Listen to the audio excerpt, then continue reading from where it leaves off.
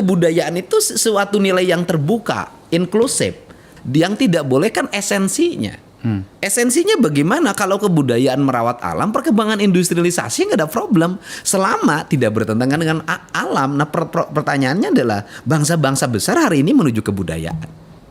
Bukankah mereka menolak pestisida menjadi residu dalam makanan itu kembali kepada kebudayaan? Iya, betul. Mereka ingin green dan kita dibuat harus green. Sedangkan kita sudah lama mengikuti pola berpikir mereka, yaitu produksi dan pestisida. Bayangin loh, mereka sekarang green. Ketika mereka green kembali ke alam, sesungguhnya mereka itu kembali ke ajaran leluhur kita. Kan kebudayaan selama ini dipahami menjadi aksesoris. Betul. Kan esensinya bukan itu. Esensinya adalah ruang publik pelayanan di mana tokoh-tokoh itu menjadi pelayan. Orang Sunda bilangnya pamong. Asalnya pemerintah provinsi itu ada di Menara Gading. Kegiatannya di hotel doang dari dulu. Acara pertanian di hotel, evaluasi stunting di hotel, semua di hotel. Nanti nggak begitu. Efisiensi anggaran itu akan saya arahkan untuk membangun ruang-ruang publik, ruang kesehatan segala macam. Tetapi nanti yang akan saya bangun adalah ruang yang holistik. Saya berikan contoh. Kita bicara tentang kesehatan manusia. Tapi kalau pola hidup kita seperti sekarang terus, ya kita akan menjadi mengkonsumsi obat, beli alat kesehatan, operasi, tidak pernah berhenti. Yang harus dilakukan adalah revolusi makanan. Kembali kemana? Ke makanan tradisi. Makanan tradisi yang mana? Berarti makanan tradisi kembali ke makanan organik.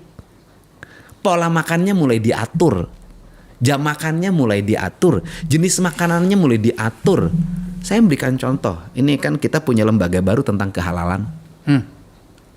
Kan kita ini halal ini berkutat pada dalil syar'i. Yang diharamkan menurut kaidah Islam, ada unsur babinya, ada unsur binatang yang dilarang, anjing segala macam kan gitu loh. Pertanyaan saya adalah, kalau makanan dikonsumsi sama anak-anak kita dalam setiap hari, zat pewarnanya melebihi ambang batas, gulanya melebihi ambang batas, kenapa tidak dikatakan haram? Mana ancaman yang terbesar hari ini? Harusnya kita sadar. Data kan sudah ada tuh. Diabetes penyebabnya apa? Jantung koroner penyebabnya apa? Stroke penyebabnya apa? Ini kan ancaman kanker penyebabnya apa?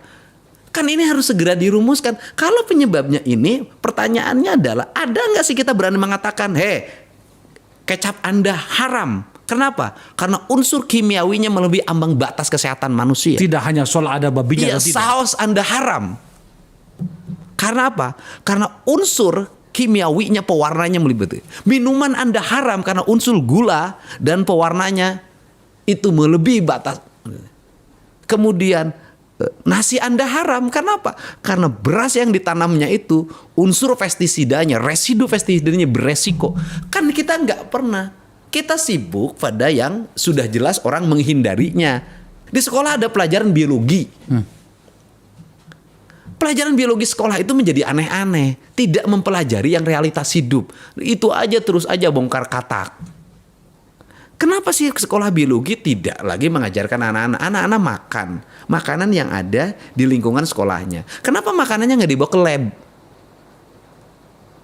Kemudian siswanya nanti disuruh mempelajari apa yang dampak dari makanan yang dimakan tuh bagi kesehatan tubuhnya. Kemudian siswanya mulai personal, golongan darahnya apa, tekanan darahnya berapa, ini cocok makanannya apa. Saya kan ingin masyarakat ini sehat, masyarakat Sunda sehat. Nah, kita ini kan belajarnya aneh.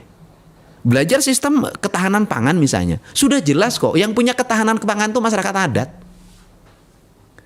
Orang Baduy itu punya ketahanan pangan 150 tahun tanpa menanam, mereka masih bisa makan anak cucu.